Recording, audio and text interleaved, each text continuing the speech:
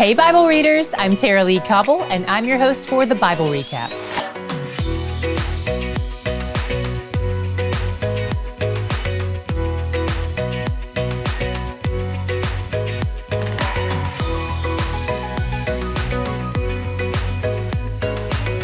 Today we finished our 34th book of the Bible.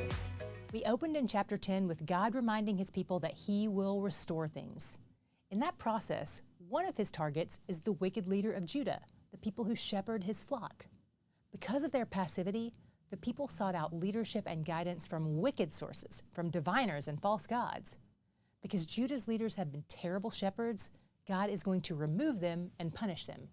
Then, when God's sheep are under his care, they will flourish. They'll grow strong and majestic, and they'll have victory over the enemy.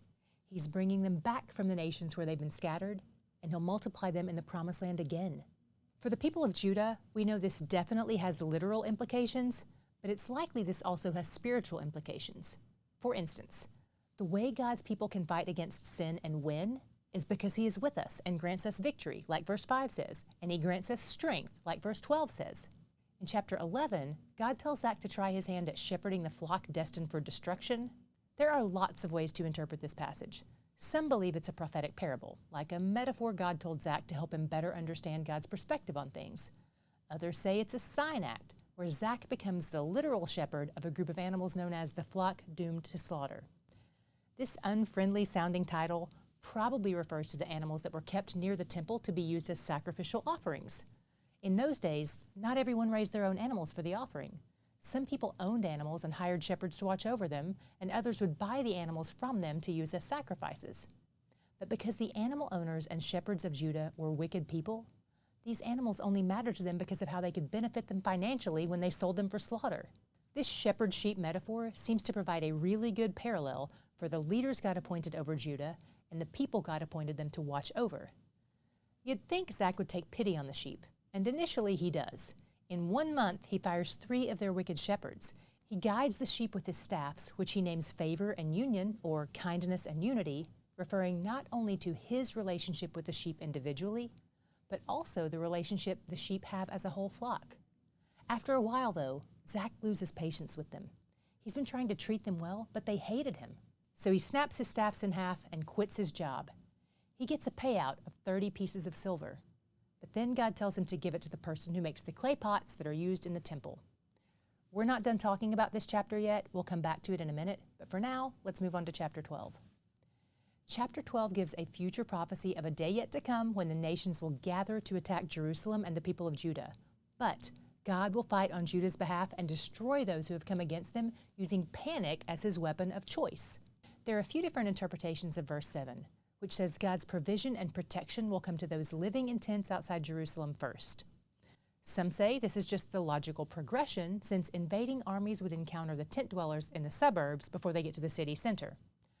Others say the tent dwellers were the poor people, and this indicates God's care for the poor, especially since the verse says the city dwellers are maybe arrogant. A third interpretation is that the tent dwellers are likely soldiers, so those on the front lines of the battle got to witness God's deliverance in a way others don't. Regardless of which interpretation is accurate, all of Judah will recognize Yahweh as the reason for their victory. Verse 5 says, "Then the inhabitants of Judah shall say to themselves, the inhabitants of Jerusalem have strength through the Lord of hosts, their God." Even the weakest among God's people will have a strength that isn't their own. God promises to pour out his Spirit on his people, and his Spirit is one of grace and pleas for mercy. Because of the way God's grace and mercy change people, they will mourn over what they've done to him. Verse 10 says, "They will look on me, on him whom they have pierced. They shall mourn for him as one mourns for an only child, and weep bitterly over him as one weeps over a firstborn." In John 19, the gospel writer points back to this verse as prophecy of Jesus. They pierced him, and they will mourn over him, the firstborn son. Chapter 13 gives us more prophecies of Jesus. He is the fountain who washes his people clean from their sins and uncleanness.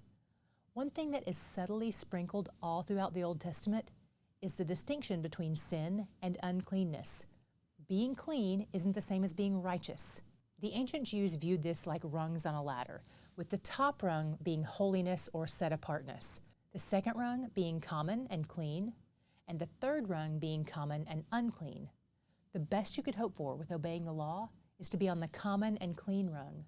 You can't get to holiness or righteousness on your own. That's only granted by God. All your best efforts couldn't take you as far as God requires. So anytime we see a verse that points to God's people being purged, not just of their uncleanness, but of their sin, that's a huge deal. That's a divine act, something we categorically cannot accomplish. By the way, Scripture doesn't say you can't accomplish it on your own. Scripture says you can't accomplish that, period. Christ, the fountain, accomplished it for us. Someday, he will cut off all the idols and the false prophets in the land, because you don't need prophets anymore when all the prophecies have been fulfilled. The false prophets will go into hiding, but they won't be able to keep up the ruse because their backs will be covered in the ritual scars they got from the cutting practices associated with worshiping false gods. The last half of chapter 13 brings us another prophecy of Christ's death. Verse 7 is quoted in Matthew 26 and Mark 14, where Jesus dies. It says, "Strike the shepherd and the sheep will be scattered." And that's what happened when Jesus died. The sheep were scattered. But in God's great plan, that's exactly how the gospel was spread to all the nations. There will be trials and sanctification, but what appears to be only tragic is actually used for God's glory and the good of all his people. Chapter 14 recounts the future prophecies of the coming day of the Lord, this time going into great detail about how Jerusalem will be attacked and God will win. And when I read what will happen to his enemies in verse 12, it sounds like chemical warfare, honestly. On that day, God, presumably God the Son, will stand on the Mount of Olives, which is just outside the city gates on the east side of Jerusalem, and the mountain will be split, probably by an earthquake. There will be some residual effects of the earthquake, it seems, with one of those effects being that a river will flow out of Jerusalem. We keep seeing this, and here it is again. Then God will reign on the earth and own everything in it. Everything will get an upgrade. The common pots will be like the holy bowls used in temple worship, and even the horses, which were originally listed among the unclean animals, will be marked as holy to the Lord, a phrase that used to be written on the priests' turbans. I promised we'd come back to chapter 11, where Zach becomes the shepherd of the flock destined for slaughter. Some commentators find this imagery confusing, so if that's you too, don't lose heart. But if we zoom out on this, there are a few things this prophecy seems to be pointing toward, and that's where I saw my God shot for today. Our first major hint that this is pointing towards something is in the 30 pieces of silver, which is the exact price Judas Iscariot is paid for betraying Jesus to the authorities in Matthew 26.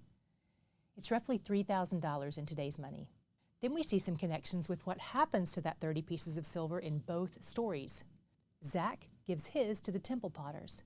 And in Matthew 27, Judas regrets betraying Jesus, throws his money back into the temple, and they use it to buy a burial plot for him in a potter's field.